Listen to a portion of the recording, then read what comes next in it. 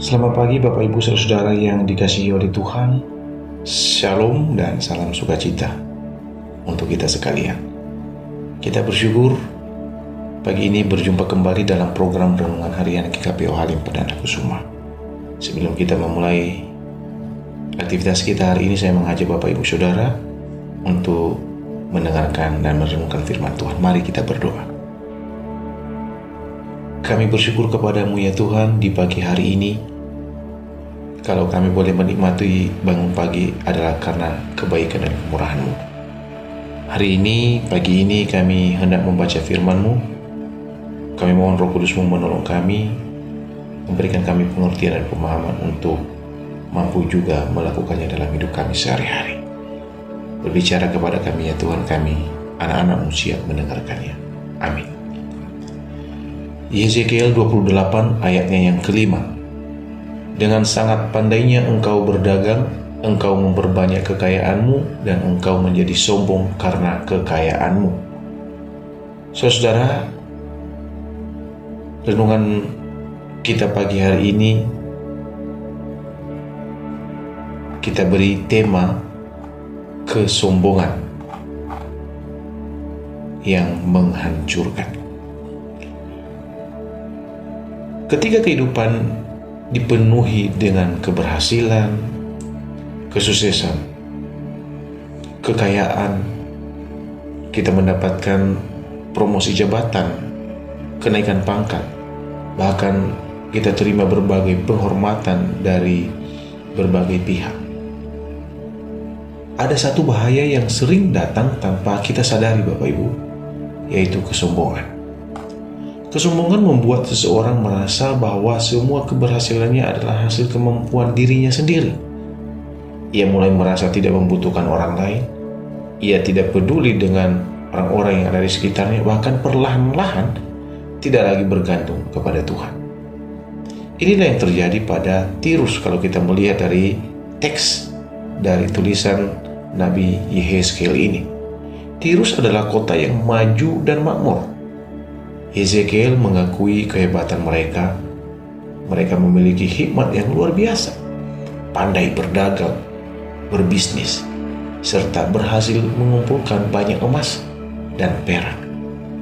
Namun saudara, keberhasilan yang seharusnya disyukuri justru membuat hati mereka angkuh dan sombong.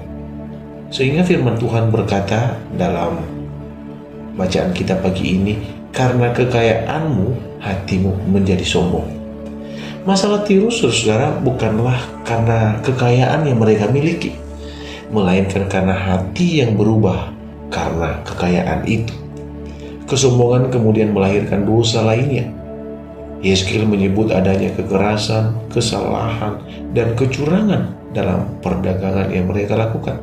Ketika hati menjadi sombong, manusia mulai menghalalkan berbagai macam cara untuk mempertahankan keberhasilan dan kekuasaannya, bahkan untuk menambah-nambahkan apa yang sudah dimiliki saat ini. Nah, saudara, disinilah kita melihat bahwa kesombongan dapat menghancurkan apa yang telah dibangun bertahun-tahun. Kekayaan dapat hilang, jabatan yang kita dapatkan bisa berakhir, nama baik kita yang selama ini kita jaga bisa rusak. Bahkan keluarga dapat terluka ketika seseorang merasa dirinya paling benar dan tidak mau lagi mendengarkan nasihat orang tua atau orang-orang yang ada di sekitarnya. Firman Tuhan mengingatkan kita untuk berhati-hati ketika berada di puncak keberhasilan. Jangan sampai keberhasilan membuat kita lupa kepada Tuhan. Biasanya kita selalu berfokus kepada berkat dan lupa akan sumber berkat itu. Semakin tinggi posisi kita misalnya, semakin kita membutuhkan kerendahan hati. Itulah yang Tuhan mau. Semakin banyak yang kita miliki, semakin besar pula tanggung jawab kita untuk menjadi berkat bagi orang lain. Karena itu saudara, jangan hanya bertanya ketika kita berhasil atau kita mengingat sesuatu, seberapa banyak yang sudah saya capai. Tetapi hendaknya kita mau bertanya kepada diri kita sendiri, apakah keberhasilan yang kita dapatkan ini membuat kita semakin dekat kepada Tuhan dan kita menjadi berguna dan dirasakan kehadirannya oleh orang lain. Terus mengajarkan kepada kita Bapak Ibu Saudara di pagi hari ini bahwa bukan kekurangan saja yang dapat menjadi ujian bagi seseorang. Kelimpahan pun adalah ujian. Jangan sampai berkat yang kita terima justru menjadi pintu masuk bagi kesombongan yang menghancurkan hidup kita, yang menghancurkan keluarga kita. Ingatlah, orang yang sombong mencari kemuliaan bagi dirinya, tetapi orang yang rendah hati mengembalikan segala kemuliaan kepada Tuhan. Kita ingat bahwa malaikat jatuh karena kesombongan. Oleh karena itu, kiranya setiap keberhasilan membuat kita semakin bersyukur kepada Tuhan, semakin rendah hati, dan semakin sadar bahwa semua yang kita miliki adalah pemberian Tuhan. Kiranya saudara dan saya boleh diberkati melalui renungan pagi ini. Amin. Mari berdoa.